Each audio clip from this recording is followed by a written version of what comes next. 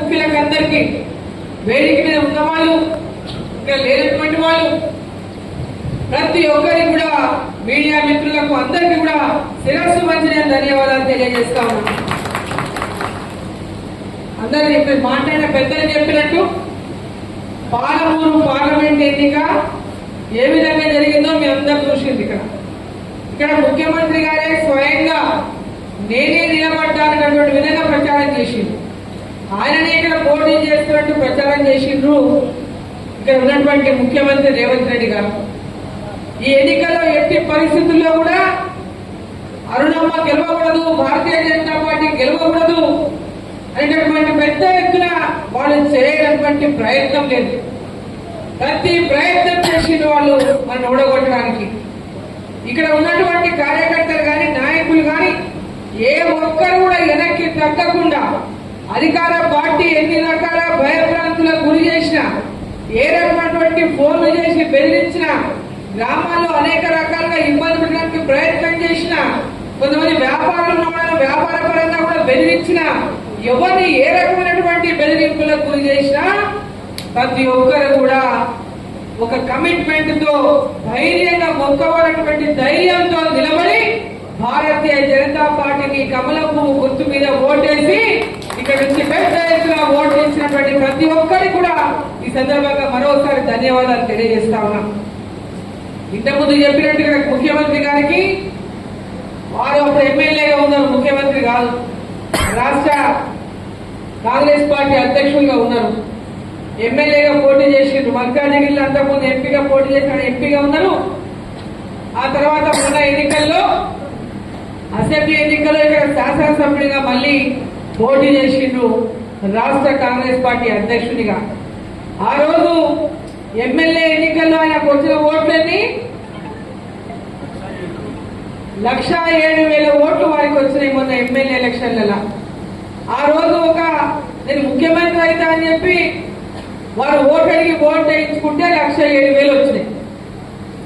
మొన్న ఎలక్షన్లలో parliament election నాటికి ఇక్కడ రేవంత్ రెడ్డి గారు ముఖ్యమంత్రి ఇక్కడ ఓటు అడిగింది. నేను ముఖ్యమంత్రిగా ఉన్నా, కొడంగల్ అభివృద్ధి కావాలి, అరుణమ్మ గెలిస్తే అభివృద్ధి కాదు, నేనుంటేనే అభివృద్ధి అవుతుంది, భారతీయ జనతా పార్టీ గెలిపిస్తే ఉపయోగం లేదనేటువంటి విధంగా ప్రజల్ని ఎన్నో రకాలుగా మభ్యపెట్టేటటువంటి ప్రయత్నం చేసి ఇక్కడ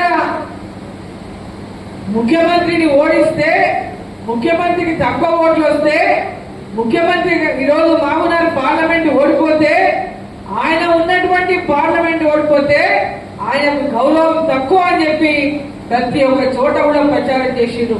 నా గౌరవాన్ని తగ్గియకండి. అనేక పాలమూరుకు మొట్టమొదటిసారిగా ముఖ్యమంత్రి పదవి ఎప్పుడో మురుగుల రామకృష్ణరావు గారి తర్వాత మనకి ఇప్పుడు అవకాశం వచ్చింది. ఇప్పుడు కనుక ఈ ఎన్నికల్లో నన్ను ఓడిస్తే మామూలుకే గౌరవం పోతున్న విధంగా మాట్లాడారు. ఆయన ఒక్కరినే గౌరవం కాదు, పాలమూరు దేశంలో ప్రధానమంత్రి నరేంద్ర మోదీ గారు ఉన్నారు.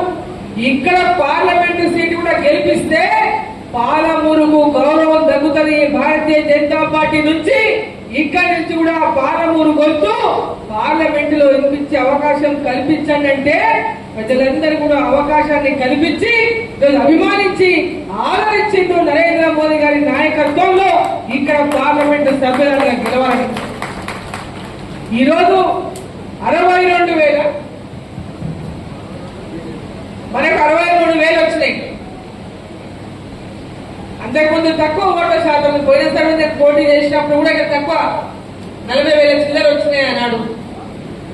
ఎమ్మెల్యే ఎలక్షన్లు వచ్చే వరకు ఎందుకు తక్కువ వస్తాయి అంటే మనం క్షేత్రస్థాయిలో బలంగా లేం కాబట్టి, గ్రామీణ ప్రాంతాల్లో భారతీయ జనతా పార్టీ బలంగా లేదు కాబట్టి, ఎప్పుడు ఇక్కడ అధికారంలో లేరు కాబట్టి, గతంలో ఎప్పుడు కూడా భారతీయ జనతా పార్టీ రాష్ట్రంలో అధికారంలో లేదు. స్థానిక సంస్థల ఎన్నికల్లో పెద్ద ఎత్తున మన వాళ్ళకి అవకాశాలు రాలేదు. రూలింగ్ పార్టీ ఎవరు రూలింగ్ లో ఉంటే వాళ్ళకే స్థానిక సంస్థల్లో ఓట్లేసి మా పని కాదేమో, మమ్మల్ని ఇబ్బందులు పెడతారేమో, మమ్మల్ని ఎంఆర్ఓ ఆఫీస్ లో ఇబ్బంది అవుతుంది, పోలీస్ స్టేషన్ లో ఇబ్బంది అవుతుంది, కాబట్టి ఎవరు రూలింగ్ లో ఉంటే వాళ్ళకే ఓట్లు అనేటటువంటి ఒక అలవాటు గ్రామాల్లో పడిపోయింది. ఆ యొక్క లక్ష్యంతోనే ఎవరు రూలింగ్ లో ఉంటే వాళ్ళకి ఓట్లు వేస్తారు. ఎవరు రూలింగ్ లో ఉంటే వాళ్ళకి మొన్నటిదాకా కేసీఆర్ ఉన్నంతకాలం కేసీఆర్ కోట్లు వేసింది. ఎప్పుడే కానీ ప్రజలు కోరుకోవాల్సింది బలమైనటువంటి ప్రతిపక్షాన్ని కోరుకోవాలి. గ్రామీణ ప్రాంతాల్లో మీకు పనులు జరగాలంటే కేంద్రంలో భారతీయ జనతా పార్టీ అధికారంలో ఉంది. ఇక్కడ పనులన్నీ గ్రామాల్లో జరగాలంటే రూలింగ్ పార్టీ కాంగ్రెస్ పార్టీని గట్టిగా ప్రశ్నించే గొంతు ఇక్కడ ఉండాల్సినటువంటి అవసరం ఉందని ప్రతి గ్రామీణ కార్యకర్త గుర్తించాల్సినటువంటి అవసరం ఉంది. స్థానిక సంస్థల్లో ఉన్నటువంటి అనేక సమస్యలు మీరు గొంతు విప్పితే తప్ప పరిష్కారం కావు. రూలింగ్ పార్టీ కాబట్టి వాళ్ళు చేసినా చేయకపోయినా మనం ఇంట్లో భరిద్దాం, అడిగితే మనకు నష్టమవుతుంది, మనకు కష్టమవుతుంది అంటే గ్రామాలు ఎప్పుడు కూడా అభివృద్ధికి నోచుకోవని చెప్పి సందర్భాన్ని నేను తెలియజేస్తా ఉన్నాను.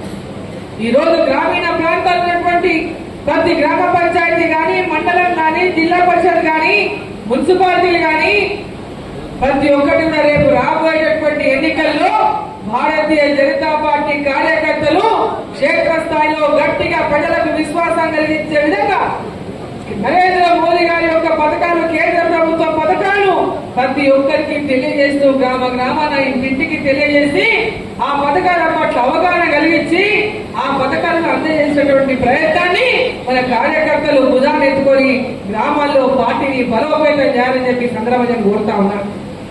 ప్రతి పథకం కేంద్ర ప్రభుత్వం ద్వారా వస్తున్న పథకాల ద్వారానే ఇలా గ్రామాల అభివృద్ధి జరుగుతుంది, పట్టణాల అభివృద్ధి జరుగుతుంది, రాష్ట్రంలో అభివృద్ధి జరుగుతుంది.